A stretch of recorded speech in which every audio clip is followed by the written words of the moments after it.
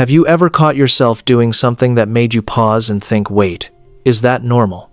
Maybe you pace back and forth when you're trying to work something out. Maybe you can't fall asleep because your brain refuses to stop connecting things. Maybe you've lost entire hours to a topic you didn't even care about yesterday. And maybe, more than once, someone has looked at you like you're a little strange. Here's what psychology actually has to say about that. Some of the habits that look the most unusual on the surface are the ones most consistently linked to how genuinely sharp, creative, and deeply thinking minds actually operate. This isn't flattery. This is what the research keeps finding. So before you apologize for one more quirk, stay with this, because what you've been calling weird might be something else entirely. The first habit is that you find it almost impossible to think in a straight line. Most people assume that smart thinking looks like logic, clean, linear. Step 1 leads to step 2, leads to step 3.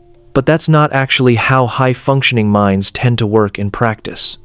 Cognitive researchers studying creative intelligence have documented something they call associative thinking, the tendency to make rapid, often unexpected connections between ideas that appear completely unrelated.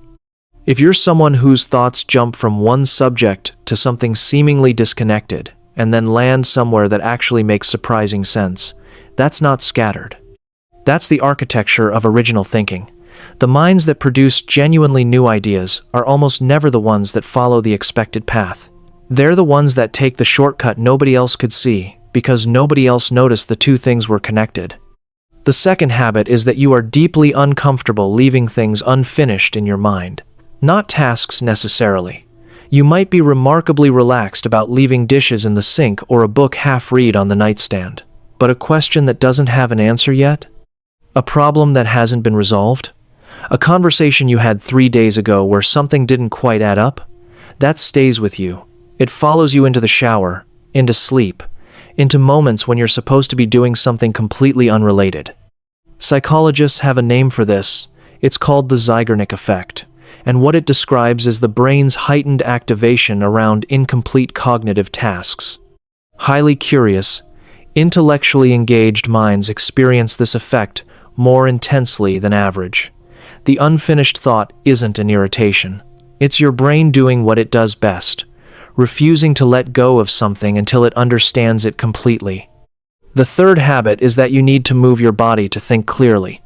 Pacing, walking in circles, tapping, fidgeting, drumming your fingers on the desk while you work through something.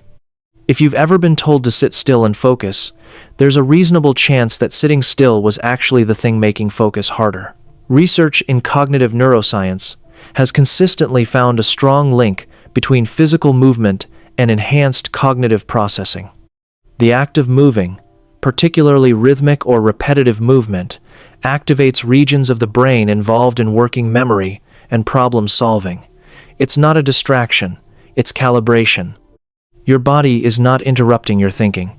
It is how your thinking happens.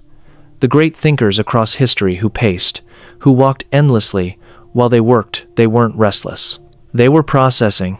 The fourth habit is that you have a complicated relationship with the ordinary. Routine tasks feel harder than they should.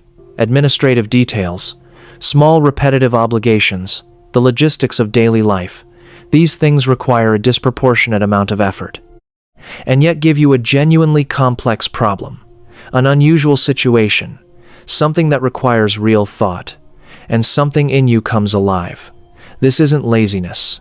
Psychologists studying gifted cognitive profiles have noted that minds wired for high-level thinking often experience what's called selective engagement, a steep drop in motivation for tasks that don't require the kind of processing the brain is built for, combined with intense absorption when the challenge is actually commensurate with the capacity. In other words, your brain isn't refusing to function. It's waiting for something worthy of its attention. The fifth habit is that you experience ideas at inconvenient hours, not at your desk, not during the time you set aside specifically to think, in the shower, at 2 in the morning, on the edge of sleep, driving somewhere you've driven 100 times before. This is not a scheduling problem. This is the default mode network doing its most important work. Neuroscientists have identified that the brain's default mode, the state it enters during rest, routine, and low-demand activity, is actually one of the most creatively generative states a mind can occupy. During focused effort, the brain narrows. During rest, it expands. It draws connections across distant regions. It surfaces solutions to problems that focused thinking couldn't crack. The ideas that arrive when you're not trying to have them are often the most significant ones. This isn't a coincidence. This is neuroscience. If any of this is landing somewhere true, if you've spent years quietly wondering whether the way your mind works is a problem to be solved, subscribe to this channel. This is exactly the kind of psychology that needs more room in the conversation, and there is much more of it here. The sixth habit is that you find small talk genuinely exhausting in a way that deeper conversation never is. It's not that you're antisocial. Put you in a conversation about something that actually matters, an idea, a problem, a real question without an obvious answer, and you can talk for hours without noticing the time.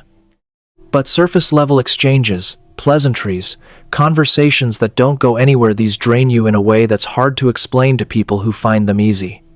Psychologist Mihaly Csikszentmihalyi, who spent decades studying the internal experience of highly creative and intelligent people, found that they consistently reported a preference for depth over breadth in social interaction. Not because they were cold or superior, but because their minds were most alive when engaged at a level that most casual conversation never reaches. Your exhaustion with small talk is not a social flaw. It's a cognitive preference.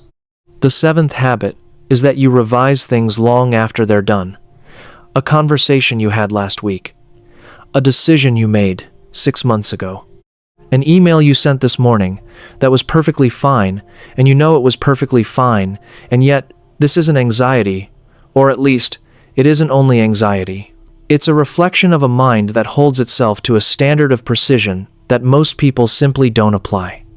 Researchers studying intellectual perfectionism have found that highly analytical thinkers engage in extended post-processing of their own outputs because their internal standard for accuracy and clarity is genuinely higher than God. Average. You're not torturing yourself pointlessly. You're a system that cares deeply about getting things right. The problem is knowing when to let the process stop, but the process itself is a sign of something real. The eighth habit is that you can become completely invisible to yourself when something has your full attention. Hours disappear. Hunger disappears. The awareness that you are a person sitting in a room with obligations and a phone that has been buzzing, all of it disappears. Psychologists call this state flow, and it was documented extensively by Csikszentmihalyi as the peak state of human cognitive engagement.